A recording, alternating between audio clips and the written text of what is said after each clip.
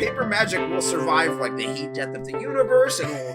Oh, it's a smuggler's copter. Would you like to crew this? And then it crashes because they don't understand arithmetic. All your cards belong to me. 2 minutes into macing him in the eyeballs, I switched to pepper spray. He's like, that's all right, refreshing. And went back to the mace.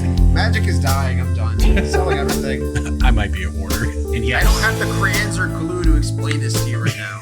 What, are you gonna die twice? Oil will be worthless before magic cards will.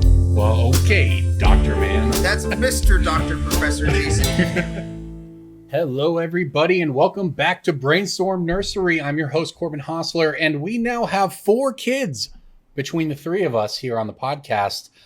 I added a second one to the mix. I thought it was 5. 5 if you count DJ. Yeah, I'm if you count DJ. Like, yeah, you guys have a what's the word? A brood? No. What's the I'm blanking. Cool That's story. It's like DJ. a communal. Yeah, it's like a nice communal story. relationship or whatever. Like what's the word that like they use to describe like when 2 gay guys live together? Cohabitation? Yeah. You guys are cohabitating, and I'm your child, right? That's how this works. You 3 know, men and one of them's a baby. I haven't slept much, so that sounds about as likely as anything else. Yeah. Well, yeah, my kid came a couple weeks early. We had Liz on last week. That was a really fun episode to listen to. I got to listen to the podcast without having been there. That was fun. So yeah, I'm going to try to get through this week on lack of sleep. But you know what? We're doing it. We're here. We're going to make a podcast. There's a lot to talk about, as it turns out. The big news, and we're going to go deep into this later on, but the big news is Jump Shark and all of these digital-only cards. I caught So that. I'm just like, he went, huh? Jump Shark? Huh? And, no, man, I'm not going to acknowledge that. If someone says a joke and I think it's funny, I'm not going to laugh. I don't want other people to think they're funny, and I don't want other people to think that other people are funny. We peaked at Dungeons and Dragons maze. That's what I'll say. That's pretty good. I like that one quite a bit. Jason was very excited to get that one in.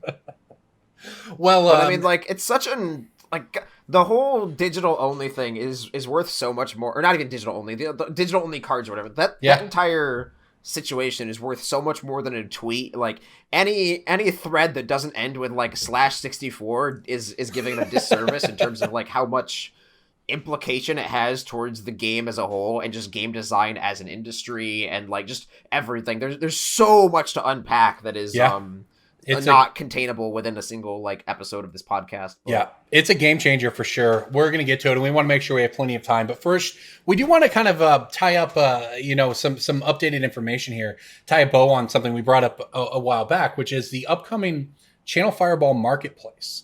DJ, do you want to maybe briefly just tell people what what to expect, and then we can talk about what's new and what information we have now? Yeah, sure. So for those who haven't heard, Channel Fireball has basically moved out of the singles industry. If you've gone to Channel Fireball in the past several months and tried to buy cards on there, you can technically still do so, but I believe they are sold under a different third party is the retail inventory is owned by a different company. It's sort of just the banner now as they complete the transition. And CFB is moving into the industry space that TCG Player has pretty much had a monopoly on for the past 10 years or so, of just trying to be a magic card marketplace that and this is the key distinction for Channel Fireball, is that stores only can come in and register for an account and just sort of be on that platform, sync selling between a lot of other platforms. I mean, most Magic stores that are big enough sell on like eBay, they sell on Amazon, they sell on TCG. Now they will sell on Channel Fireball. They're partnered with a POS company called Binder POS. Most people listening to this podcast won't be able to sell on Channel Fireball Marketplace. And we have a release date now. It is September 30th, I believe, is the tentative launch date for this program. You can pre-register if you do have a business license and a reseller certificate. But that's basically it. We'll put a link in the description as to sort of the details behind the program, how they differ between TCG Player and Channel Fireball as marketplaces or as eBay or something. Any of those sort of platforms, you can pick your poison, choose which one to list on. But that's sort of the general idea behind it. Now, I think maybe a good topic for a brain bite would be how to get the business license and reseller certificate, if that's something somebody who's looking to next level. That is, would it's have a, to like that. That could be something that DJ just sort of lectures on outside this podcast. It's a little outside the scope, but I bet a lot of you are listening or interested in that. So if you went to our YouTube page, that's something we would put there. We are youtube.com/Brainstorm Brewery. it's a very, I can certainly do that. The only problem is that like I can do that for New York, because most of those licenses and legal things are state bound. This like there are some states that don't. There are some states that don't even need a business license. You'll just need like your tax certificate. But it's going to depend a lot by state.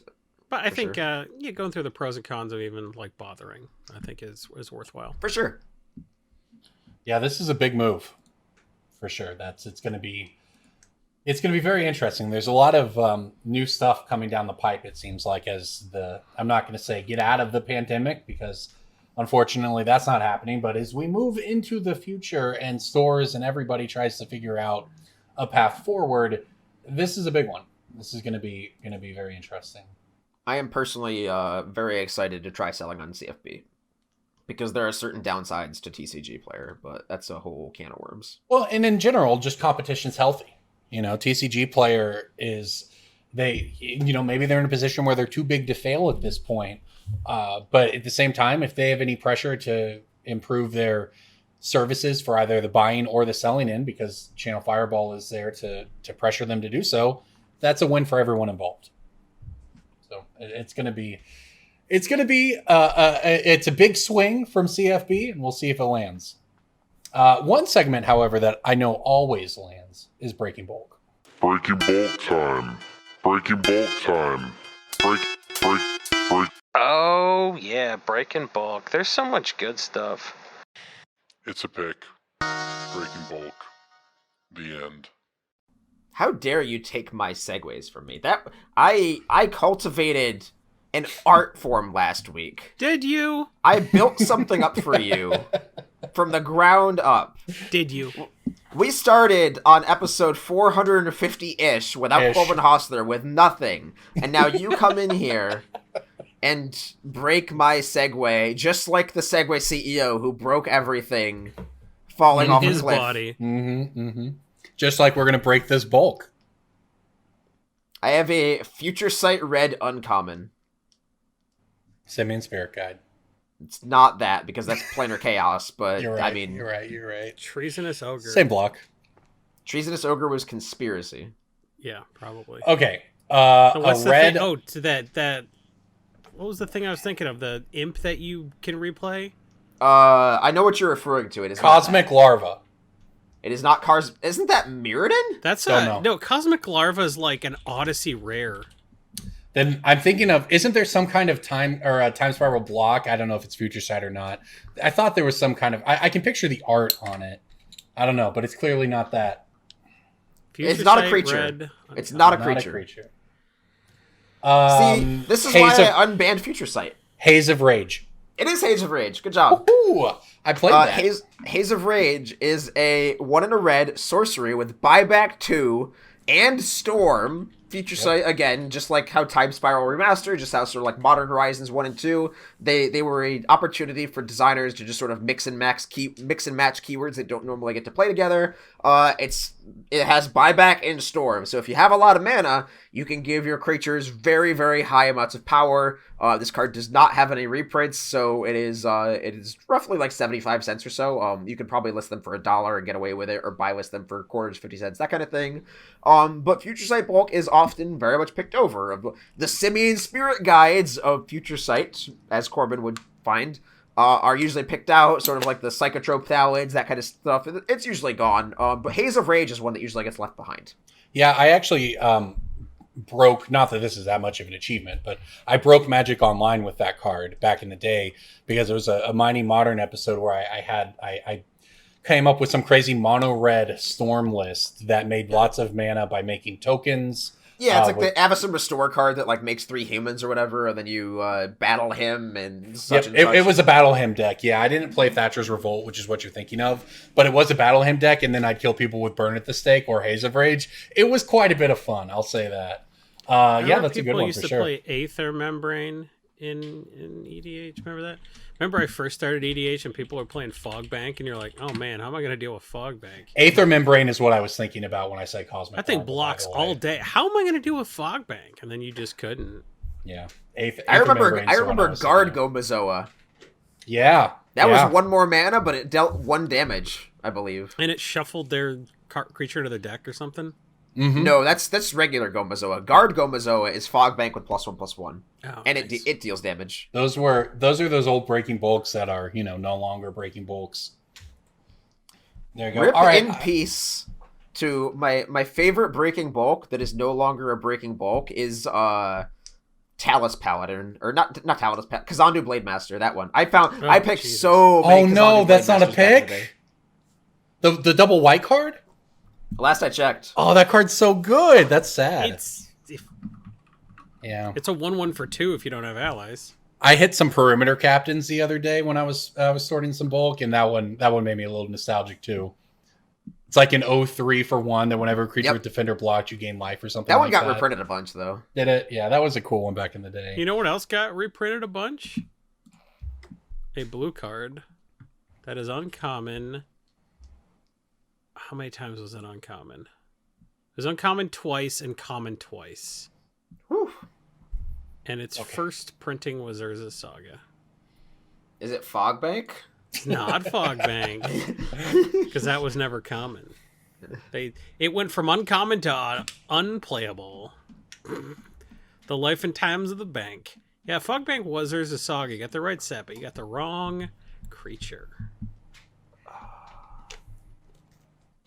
Urza's Saga creature.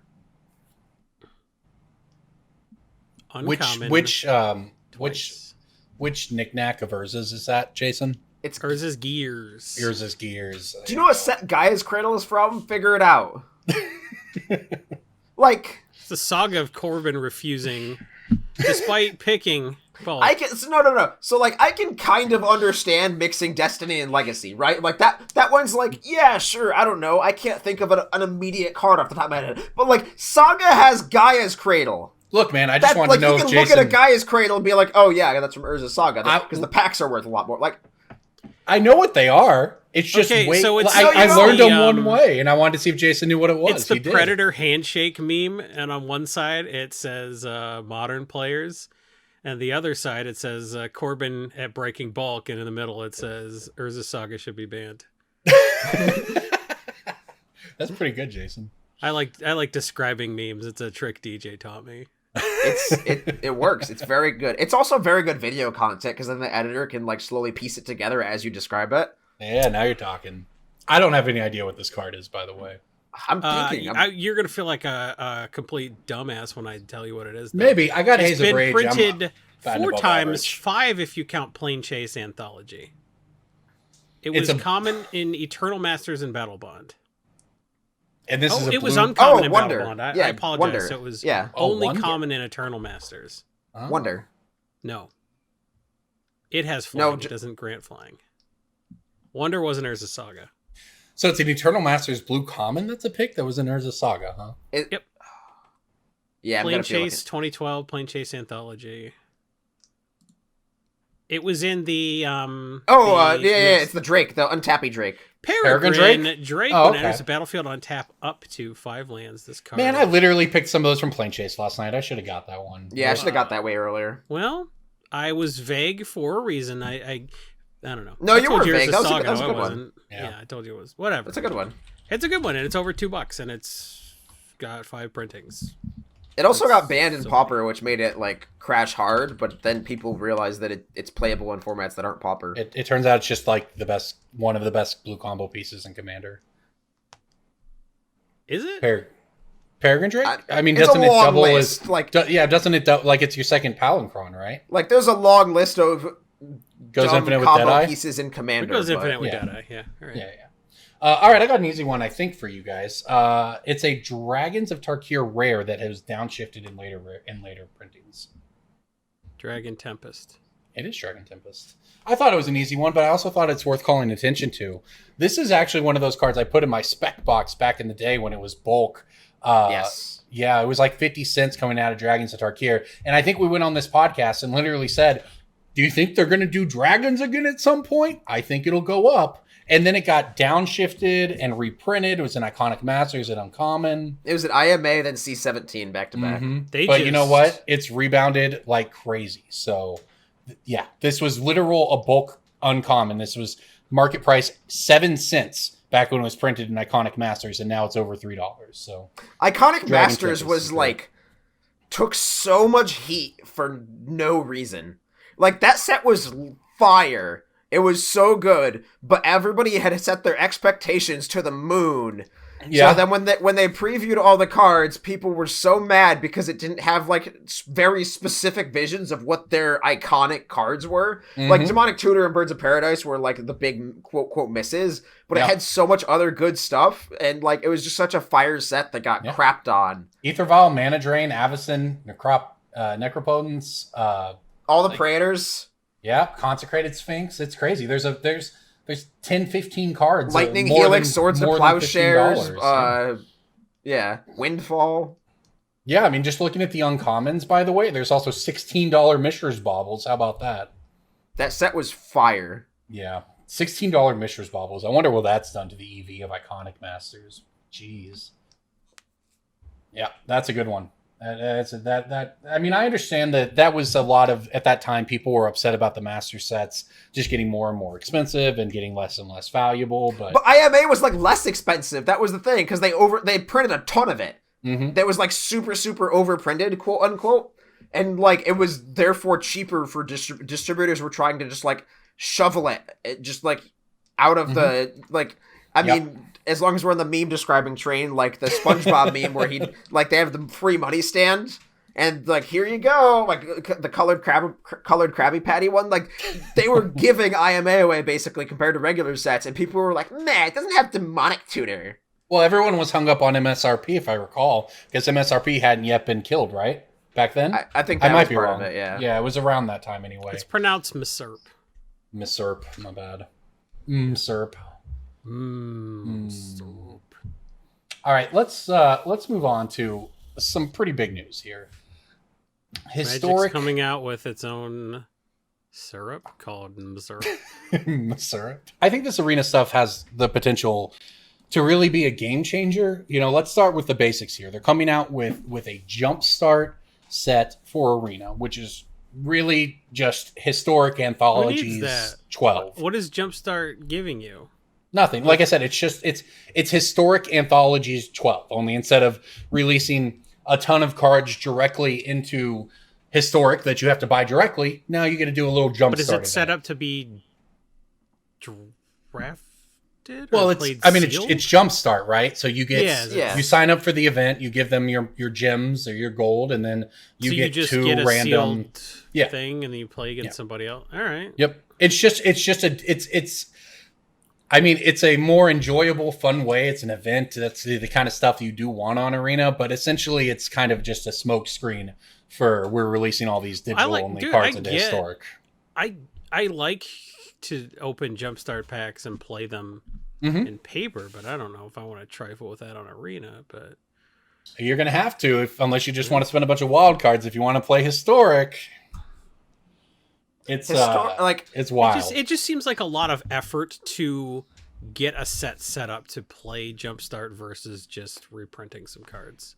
Yeah, or just putting the cards out there in a historic anthologies type thing. But it's just about getting people they made the effort, to play it. So whatever. Yeah. Cool. So like I've had this opinion for a while where people I saw a lot of several tweets on this throughout the day where it's like. This is the death knell that historic can never be brought to paper.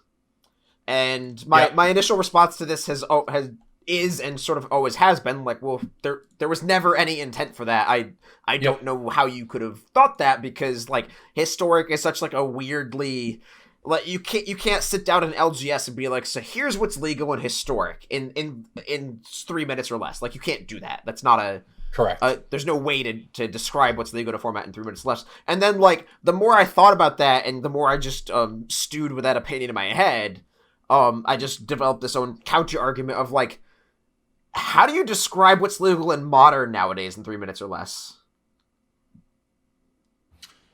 I mean, And, in like, 3 you can do it. Because it used to be like 8th edition and up, all the main set releases. But like, what's a main set release now? Well, now What you got to write a Billy Joel "We Didn't Start the Fire" type Yeah, song yeah. to go through everything that's legal Yes. in the band, And like this you is can what's do legal. it in under 3 minutes if you cut out that weird guitar lick he does right after he says "Children of the Little Man," which calls But, like- attention to that. That's too much. But if Yeah, you cut 'cause- the guitar solo out, you could sing a Billy Joel "We Didn't Start the Fire" in under 3 minutes that tells you what's legal in the format. Am I 'Cause, gonna like- write those lyrics? I'll do the first verse and give up. Because like you used to be like, oh yeah, sets like, oh yeah, Innistrad block modern legal, RTR block modern legal, from the vault, not modern legal. But now there's so many products in the past like 3 years. It's like this one is, this one's not, this one is, this one's not a standard set, but it is modern legal. And so like maybe historic could have been papered. Maybe that was a potential thing. Maybe yes, the die rolling and the what's the keyword that starts with a P, like permanently or whatever. The keyword for like every other digital card game is used forever now, of like this card in your hand gets +1/+1. Sure. Like yes, those are now the death knell of historic and paper, but like Perpetually, DJ, perpetually. yeah. I don't know. I That's just the had new this like language. weird back and forth like thought experiment progress through my head that I just wanted to like vomit out into the content sphere. So like, I don't know. Well, the thing is, I think that it was this whole thing is just fascinating, because if you go back Yes. to the beginning, historic was this thing they promised on Arena that didn't have a name. They just said, when your cards, back at the beginning of Arena, it's, what happens when my cards rotate? They're useless. And they said, well, we'll create a format where you can play your cards on Arena forever. So because they wanted people to have confidence in the system and put their money into it, blah, blah, blah. And historic came as like a best of one. It wasn't, at some point, it wasn't even on the normal play options. And Wizards really got lucky that historic took off as its own format. It also became just sort of interesting. like, it was also just like a petri dish for them to figure out what cards they could code on Arena, right? Like that was the original, just like, can we make Phyrexian Obliterator's effect happen, and will the game crash? I guess it's in historic now. That can't go wrong, right? It's 4 black mana, like, and like it was just this like testing ground for like, can we make this card and put it in Arena, and will the game crash? Because I mean, Moto is just. Like the analogy I've used in the past is like Pioneer is like the middle child that got left behind and nobody cares about, and historic is like the cool kid that like gets 10,000 followers on TikTok for doing karate videos at 4 years old. Yeah, But, they wanted historic. Whoa! I could put my daughter in karate videos on TikTok. Step 1 to that is learning TikTok. So maybe she can help you with that. That might be harder than learning karate. I don't need to, she doesn't need to know karate. She needs to know TikTok and how to do something that is like karate. It's interesting because as Pioneer, if people don't remember, before we hit that start of that sentence, by the way, like, sorry for interrupting, but like Pioneer, in case you remember, like I'm not begrudging you for that. That's just a real sentence that has to be said. You're right, because people won't remember this. Pioneer, but back format nobody plays. At the beginning, though, people were playing it. And at the beginning, before we hit Fire Design with Throne of Eldraine or whatever else, Pioneer had its own decks. It had Dredgeless Dredge that looked nothing like Dredge in other formats. It had a Spirit deck that looked very little like others. There were lots of unique Pioneer decks, and it was its own format. But then we just started hitting a run. For people who don't know, when he says Fire Design, that's an acronym. It means I'm really exhausted. And it means they introduce 42 new legendary creatures every 2 months. Yeah, it's at some point it became the new paradigm of their design, but along with it came a bunch of just broken cards, and Uro is sort of foremost among them, but it's far from just Uro. And Pioneer became this format that just looked like Standard. Is all the cards you hated playing against in Standard? Well, now they exist in Pioneer, and oh, by the way, the decks are all broken, and no one wanted to play it. It wasn't fun at that point. So Historic comes along, and like because of the Historic anthologies they released, And because of the original Jumpstart, you got like a Goblin Sec. It became its own thing, and its own thing that was much more fun than just old Standard. And that's why it's taken off. And that's why they dropped plans for having Pioneer Masters on Arena, because they recognize that Pioneer is dead, Historic's the future, and instead we're getting, Jumpstart Historic here. And like that's so weird, right? Because they've made that mistake 3 times, like two other times in the past, and I realized that they've made a lot of other mistakes 2 times in the past, then continue to jam fist what was it, Hogak, like delve. First 2 times, oopsie daisy. Let's try to like they did that with literally Pioneer too. They did. It was type 1.5 back in the day. Yeah, that was the thing. Type 1.5 back when Type 1 was Legacy or Vintage or whatever. Type 2 was Standard. Extended. Extended. And then they tried to do Extended again in like 2009, 2010 they did double. Or so. They did double Standard Extended and had the exact same problems that Pioneer. And it was had. Like, oops, all Valakut and fairies, and then oh god, no, let's cancel Extended. Modern's a thing, and it's just like it's repeating history, which is really funny. Well, the thing is, Pioneer, they could have known anyway, but Pioneer and double Standard Extended had the exact same problems. Is that if people have played against cards in Standard for 2 years, they don't want to play against them for another 2 years. Oh my god. Double Standard Extended was miserable because it was just fairies and Jund. It was bad. Like all that shit rotated out of Standard. And they took oh my god. Extended was so good then. It's the and then they're like nah, just it's 5 It's the sets ultimate problem of like we want you to be able to play your cards post Standard. Yeah. But people don't want to play their cards post Standard. They want new cards. People have always wanted new cards. That's the whole design model of this game. Yeah. Well, now we have Historic, and Historic took off, and they got lucky with it, and they really leaned on Historic in competitive play over the past year. You know, we've had all these online events that I cover contracting for Wizards, and some of them have been Standard, but generally they come at points where like Standard is not, the scheduling has just been so weird. They'll give us a dead Standard format for an event, 2 months after a set's come out. And if it wasn't for Historic, these events would just be miserable. But Historic has been interesting, and as new cards have gotten released, it stayed good. I think that Strixhaven's Mystical Archives really kind of puts the format in not a great direction. But I mean, that's the whole thing with Historic, is it's always just been constantly changing, and people have had fun with it.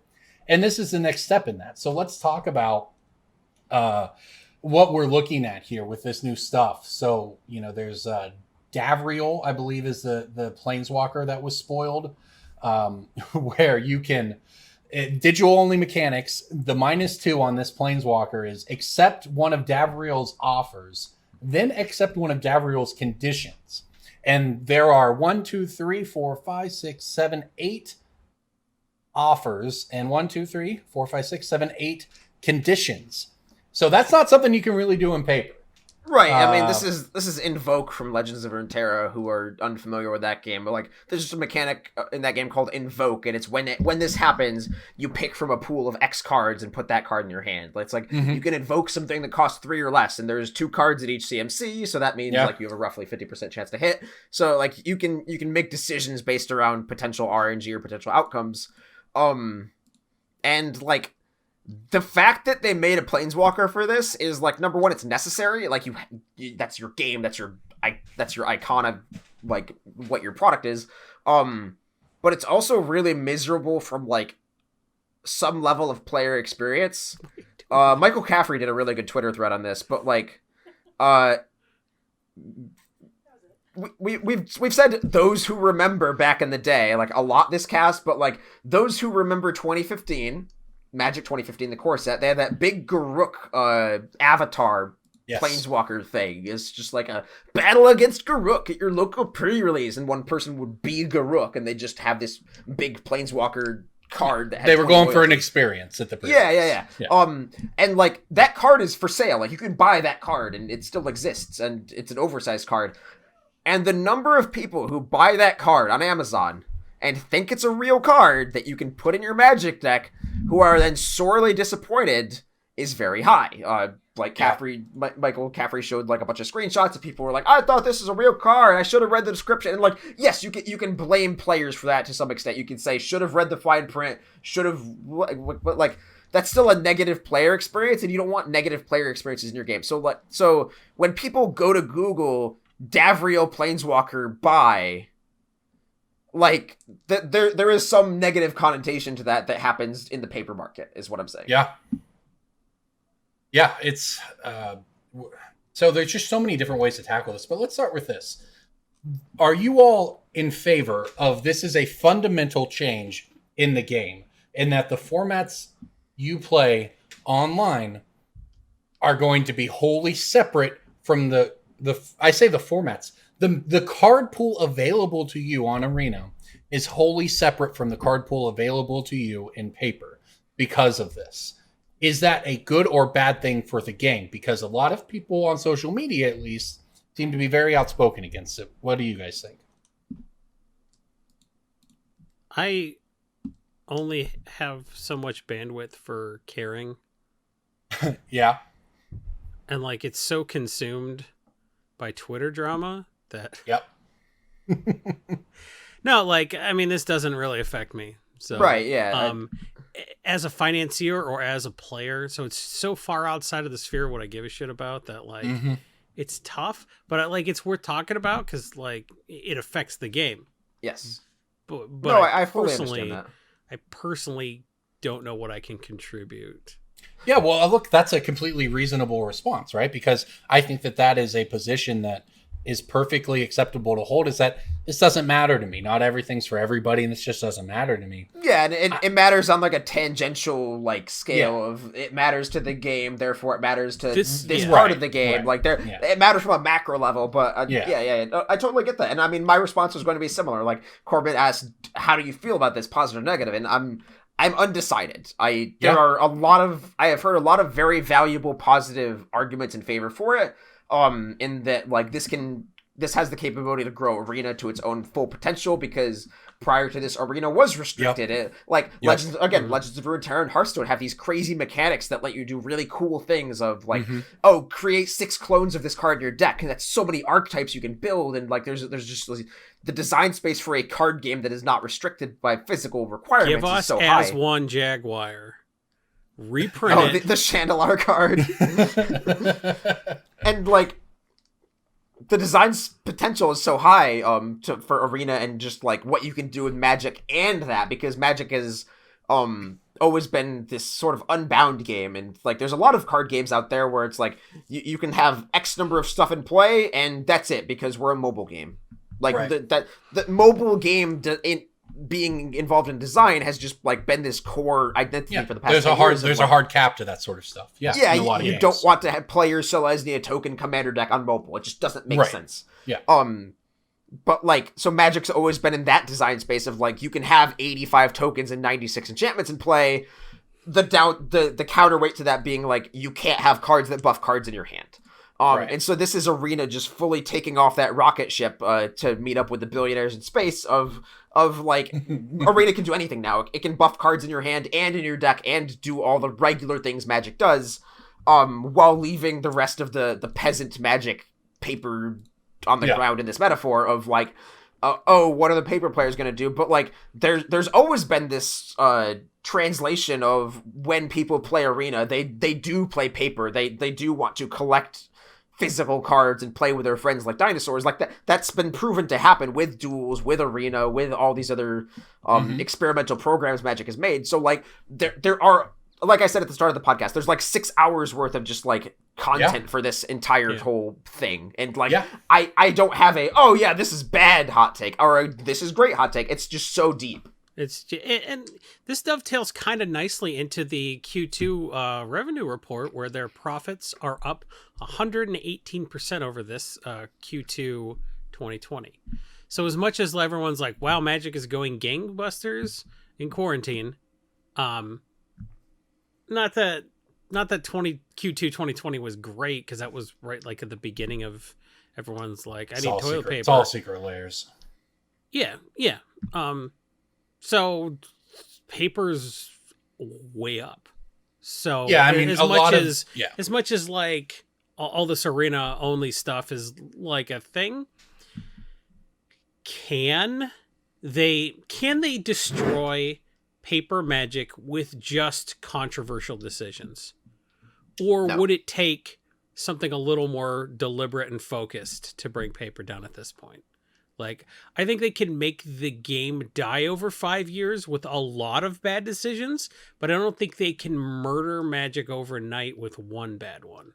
So as much as this matters, it also doesn't matter because nothing that happens on Arena will ever affect me. I'm gonna come in with two semi-hot takes here. One, DJ mentioned the P word earlier. What they're going with, by the way, Davriel's a 4-mana planeswalker, 4 loyalty, +1. Whenever opponent attacks you or planeswalker you control, they discard a card. If they can't, they sacrifice an attacking creature.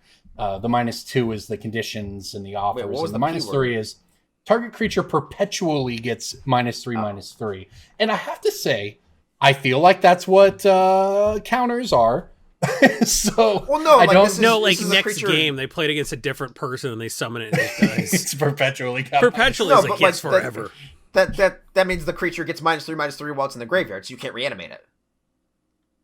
Oh, is that okay? That's okay, what that means. okay. It means the bottom right corner of the card is permanently changed for the rest of the game. So it's like, Really? this card is in your hand, in play, in the graveyard, in your deck. The base power and toughness, if you will, is just changed. Really? I would love Okay. an Iron I didn't Man know that. tournament where the creatures in your deck died, didn't come That'd back. be so interesting. that would That'd be be You know so that risk cool. that risk That'd be cool. 2042 game or whatever, when you Yeah. write on this shit and you permanently change the rules of the game and you come back and play a different game with new rules? Yeah. All right, I'm gonna come in with my second Tell you. possibly hot take here. Let's do it. I saw nothing but disdain for this decision on Twitter. Correct. I think that this is good. I think that things like the dungeons from the D&D set are something that was clearly designed with Arena in mind and was very clunky in paper, even if it works out mostly fine. I think that they're constraining themselves one way or another when they're Yes. trying to straddle that space. Yes, exactly. This allows them to break free of that. It also follows that what they want to do with paper magic is focus paper magic on experiences. They want to focus paper magic on, not, I don't know if casual is the right word, but not standard, right? They recognize that Commander is the format. So is Commander hurt because Historic has some cards that only exist and only work on Arena? No. That doesn't hurt paper magic. Is Arena magic hurt because you have to get new cards? I mean, you can make an argument that it's bad for the player base that they have to get more cards, but from a macro game level standpoint, it's good. It allows them to do so many things in Magic that they've never been able to do before. The design space is hugely opened up. You can now have successful. You don't have to have this pull, because if you think about it, just how it works in paper, in real life, inside the building, you have your Arena team that is distinct from your competitive, we're designing standard sets team. And that's just always going to lead to friction because they're just different. And now they have the ability to silo them into their own thing. And they recognize that there's going to be Arena players and there's going to be paper players. And you don't have to be both if you don't want to be, just like Jason said. And this doesn't hurt you. And if you're an Arena player, not talking about the economy issues of wild cards and all of that, the cash grabbing nature, if you want to look at it like that, not getting into that, but just on the design level, I think breaking it apart just opens up more doors for Magic. So, before this gets lost in the sauce, I will give Corbin a brief Oklahoman congratulations. I've never heard the word silo used as a verb, but he did that and it happened, and I can't flame him for it because my brain immediately understood what he meant, even though I know nothing about agriculture. I can't say I made that up, unfortunately. So no, I can't. I'm not giving you credit for making it up. But it works. I was like, wait, did he just? Oh wait, no, that makes sense. I get that. So I'm today's one of 10,000, or I'm one of today's 10,000, and I can add that to my vocabulary when I'm in South Carolina tomorrow. There you go. Yeah, DJ's got a very early flight.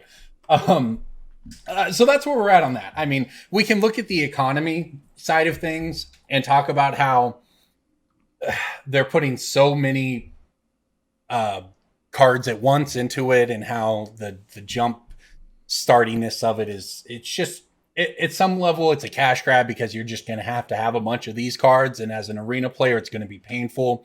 It seems extremely difficult to keep up on Arena, especially if you don't just draft constantly. If you draft, you end up with enough packs and wild cards. You can generally play formats, play a couple decks. So, look, I'm not an expert on the Arena economy, but I am completely sympathetic to the arguments on that front from people.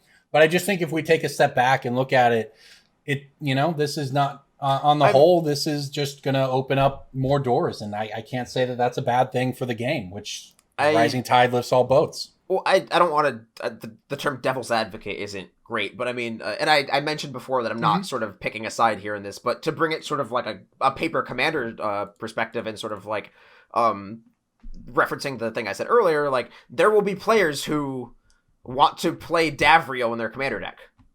That's true. And like there will be, and there's ways to do that because cell phones exist, and I'm sure somebody will make an app or a program or whatever where you can like pick a random offer. Like that's something you can still do in paper. You could -2 your Davrio on paper, and like then follow the like they made Urza's Academy Headmaster, whatever, where you scan a QR code. And exactly.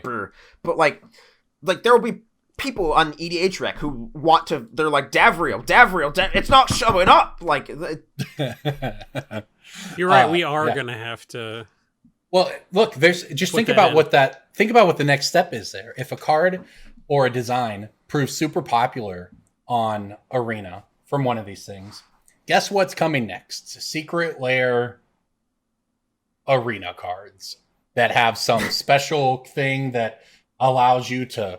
It's a special. You got your Davrio card with the offers and the conditions, and it's a big token, and you set it to what you want. Davrio can be your commander. Like if you just take the next step, it allows them to cherry pick the best stuff from these experiments online, find ways to bring them to paper, and in some ways, look at it like this way: how is this a ton different? Like think about if you are somebody who plays Commander, how is online Historic Jumpstart with digital only cards much different than silvered bordered cards? They took silver bordered cards, those were experiments, and look at how many mechanics from silver bordered cards made it into normal black bordered cards in the future. If something works and is popular, they can port it over. And yeah, the difference there is you have a physical old Buzzbark instead of setting your phone down, but once they decide to print Secret Lair Historic Jumpstart, it's really not any different at that point. And I think that's just, it opens up all levels, and it can be incorporated in the future. Maybe they do the commander sets based off of it or something. Like when they do specialized product, they can figure out ways for you to jump through some of these hoops, like the Davriel thing. There's 8 options. That's not something they can put on a card, but it's sure something they could put in a commander set, and you get they could build a commander year around it, where the commanders are planeswalkers that do conditions and offers. Like there's just so many different things they can do now that they have these additional printing venues like Secret Lairs and commander sets. They just can do a lot of stuff with it. So I just think that there's just so much that it opens up that the downside of it, separating them, just doesn't seem that relevant to me when we've already had this separation between Arena and paper. All right, well, we could go on. Is there anything else? We need to get to pick of the week here. Is there anything else on this that we want to talk about? I'm sure it's going to come up in the future, but any other points you all want to make on this? YouTube.com/Brainstorm Brewery. Leave us a comment. Say, hey, do stuff like this again. Or, hey, I fell asleep driving my car and wrecked. Let us know we don't know what you like unless you tell us. I mean, I think if you really want us to listen, send us an email at our email address and put what level patron you are by going to patreon.com/BSB. The more money you give us, the more weight we give your opinion when you send us an email. Is that cynical? Yeah, but that's 100% of the way we handle it, and we have never been dishonest about that. If you give us more money, we give more weight to your opinion. We're more likely to read your email. That's just how it is. We're a business, right? If I understand, that's how U.S. politics works. So we're doing well. Pay for access, baby. Yeah, pretend we're in the Seychelles. You're that dick from Blackwater, and I'm a Russian, I guess. I don't know. maybe we don't want to be those people So, in this analogy, but I can That's how it confirm. works. I can confirm with 100% accuracy that Brainstorm Brewery has been used on a resume to apply for a job. We've had a There you couple go. of interns who have done work for us. We have paid them money, and they have gone on to use Brainstorm Brewery as a reference with me as like and direct contact. they called me too to ask about it, and I was honest, and they got the job anyway. Yeah, great. So I want to extend the opportunity to anybody who wants to subscribe to the Mythic or Masterpiece level, or any level that would encourage us to, for you to change the direction of this podcast, however minutely. If you do that, you can legally put Brainstorm Brewery lobbyist on your resume. Mm-hmm. You might have to file some lobbyist paperwork. job? Yeah. Why wouldn't you want a lobbyist job? It's the best job. You get to eat shrimp. You get to ride in a helicopter. You get to hang out with, well, Jeffrey Epstein's dead, but you get to hang out with other influential people. Become a lobbyist. Pick of the week, pick of the week, pick of the week. Time for the pick of the week. All right, it's time for Pick of the Week. And I do want to give Jason a shout out. His Pick of the Week last week, Stolen Strategy. As a reminder, all of our Picks of the Week go into a spreadsheet that you can find and have access to if you're a part of our community at patreon.com/BSB. But Stolen Strategy blew up over the past couple days. And Jason, you were ahead of that curve. Stolen Strategy being a red card that allows you to play the top of everyone else's decks. It's a good one. Well, it's a good one in general. It's in my Valky deck. It's in a couple of my other decks. I love playing other people's cards. But here's something nobody really considered about that card. Specifically, It lets you play their cards from exile. And that matters now that the Prosper the Tomebound has been printed. And Prosper is the most popular deck according to EDHREC.com, which I don't know if you know, is the only source I care about. So I don't use EDHREC data because I have a job there. I have a job there because I use EDHREC data. So That's a good way to put that. there are articles on EDHREC data because I kept referencing them in articles on MTG Price, and Dawn reached out to me. So I like EDHREC data a lot, and they say Prosper is the most popular, most built deck right now. I'm inclined to believe it, and people love that Stolen Strategy because it lets you cast cards from exile, and it lets you cast your opponent's spells, which just feels just fantastic. If you've never beaten someone to death with their own creature, it's the pinnacle achievement in Magic, if you ask me. So Well, I liked your pick last week, and when I was poking my head out from Babyland, I have been playing against another card that plays in a similar vein, is Nasari, Dean of Expression. It's a commander that allows you to play the top of people's decks, and it's a bulk rare. You can get the full art version as a bulk rare. You can get the full art foil version for $1. So, if Stolen Strategy is going to go up, maybe Nasari goes up at some point in the future. It's a very Strixhaven, powerful though, effect. there's Isn't a that $500 Japanese foil Yeah. demonic tutor. Isn't that Grab- card like red blue technically, which is why it can't go in that other deck? Yes, it is a red blue If it's card blue, because it's not a in flip Prosper, card. yeah, for sure. But Yeah, it's a flip card. So it's it's certainly not something I think is going to go crazy, but look, it's a powerful effect, and it's $1 for the full art extended foil. That's my pick last week. Yeah. Jason, why don't you go ahead and start us off this week, though? Well, hey, shout out to Fit at MTG Price, who wrote a comment saying like, hey, out of everything that's kind of popular right now, I kind of like Stolen Strategy. And I was like, you know what? That's a good pick. So that was something I would have picked myself, certainly.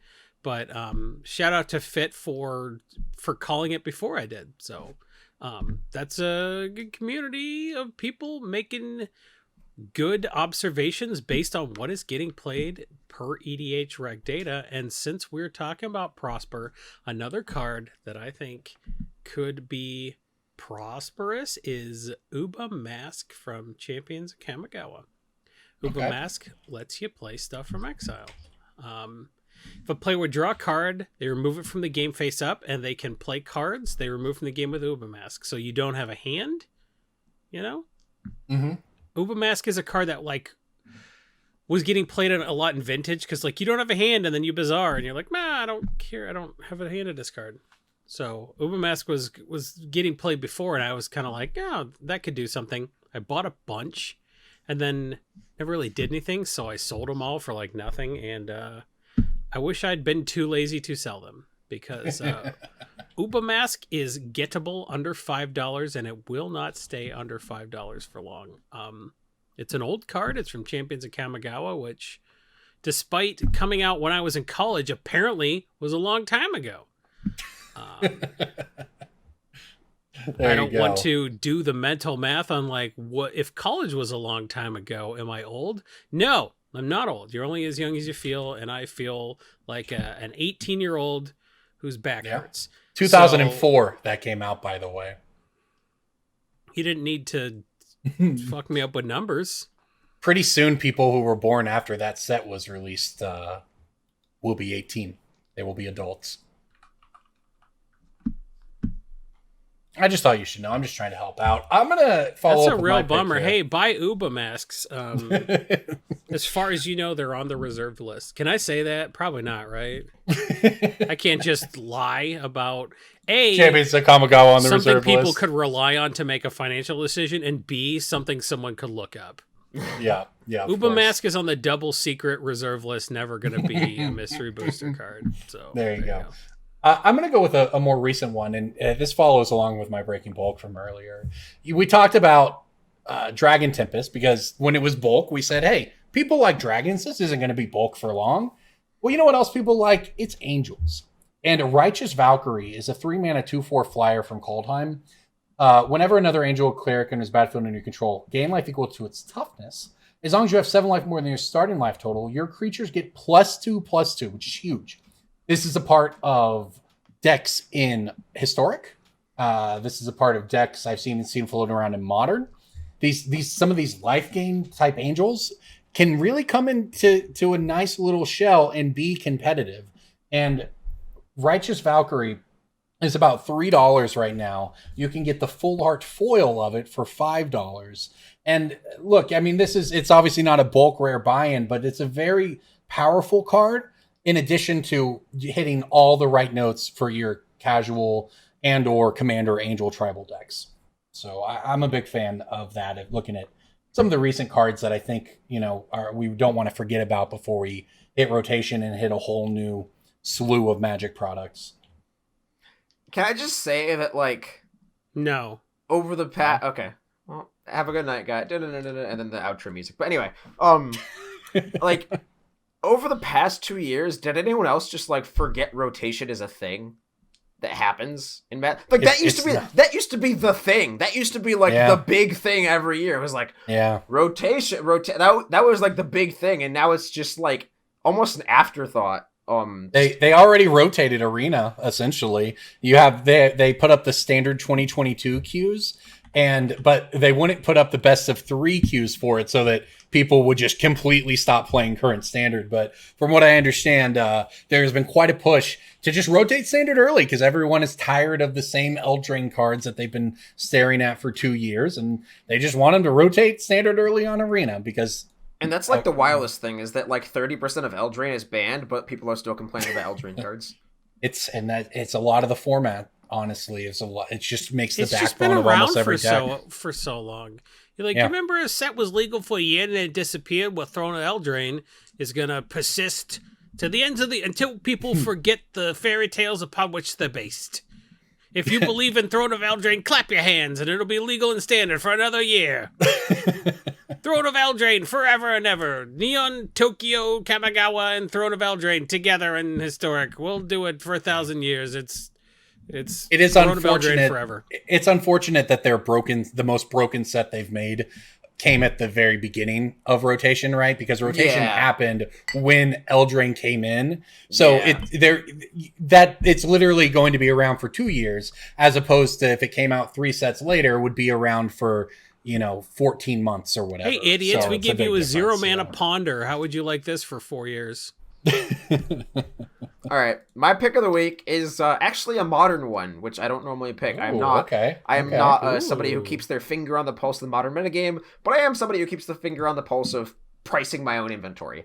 Sure. And I have noticed a lot of modern staples have gone up over the past several weeks, like cards like Cryptic Command, cards like Force Negation, just like control cards in general. Like a lot of them have gone up in price. Liliana the Veil's back to $100.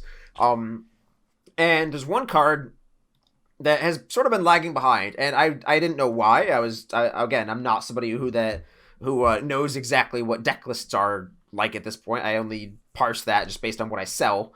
But Teferi Time Raveler is just casually at his usual $13 price that he's sort of hovered around for the past like almost since pre-pandemic, right? Yeah. And I didn't know why, and I actually asked before this cast, I was like, "Is this card banned in Modern, Corbin?" And he said no, and then I said blinking guy emoji. And that's just sort of how I feel about Teferi Time Raveler. It is a card that fundamentally changes the rules of Magic and fundamentally changes your opponent's emotional state throughout the tournament. And like the card has crested above $20 in the past, and I think it could easily do so. This may be misguided of me. I'm going to wait to hear Corbin's opinions on this after I finish this extremely long rant. But like Teferi is just a very powerful card. It's blue-white. It is, people like doing blue-white things. It's hit $20 in the past. It is a very, very good card. Fade to black. No, great pick, because Teferi, in addition to everything you said, which is completely true, Teferi has climbed from $12 to about $13.50 over just the past couple weeks. Just in that, that's a very small gain. You know, you're looking at a 10% gain or whatever, and it's absolutely going to go back to 20 because blue white's a deck in Modern. Teferi is in general just one of the more broken cards around. Very powerful, and it looks like it's right at the start of that that up climb on its graph. So I like Teferi for the competitive reasons, and just looking at the chart, just looking at the state of other Modern cards, we're seeing cards go up. What's one of the next dominoes to fall? Teferi seems like a great choice. Yeah, and so I mean, stop praising his pick on the same week that you praised mine. Could you just let me have this? I'm just feeling if all Teferi bubbly. goes up next week, suck his dick then. So just let me have this one. So one of the ways you can take advantage of this is you can go to mtgstocks.com, which is the sponsor of this podcast, and you can click on Teferi Time Raveler. You can see that little roller coaster of a graph. You can see the prices. You can see the average price, which is the median listed price. You can see the market price, which is the price that copies have actually sold for. They're pretty close together. You can see the foil price. You can see the price in Europe. 12 little I don't even know what you call that little. I know it's euros, but like, what do you call that? Like, we call it a dollar sign. What do you call that? A euro sign? Whatever. I don't know. Euros good. I wasn't sure if there was a word for it. But anyway, then you scroll down, use the scroll button. You see buy on Card Kingdom, $16. Hell no, I'm not doing that. Buy on TCG Player, $10. I'm going to click that button. It might be like a lightly played version or a copy that has like some amount of like $1 shipping cost or whatever. But you can see that TCG Player is probably the cheapest option available to you. And then you can click buy Magic card, and then you can filter exclusively from Card Garden, and then you can no, we're not doing that. All right, close. Yeah, definitely check out. We use mtgstocks.com for all of our financial needs. I mean, you find the best picks of the week that way. You find the best hidden gems. It's the first place I go when we talk about a card every time. So we want to thank them, as always, for sponsoring this podcast. We want to thank you, as always, for listening. We want to thank Liz. At least I want to thank Liz for coming on last week in my absence. She's always a blast to have on. I enjoyed listening to that episode. Back. She's coming back next week. Yes, she will be back. She might be back next week. She'll definitely be back the week after. There you go. We're teasing future episodes here. All right, everybody. Thank you so much for listening to Brainstorm Brewery. We'll see you next week. Bye. Subscribe, bell icon, smash like button. Patreon.com/BSB. Give us $20 a month, which is $4 or $5 an episode to have access to this handsome drinking glass, the tokens, the playmat.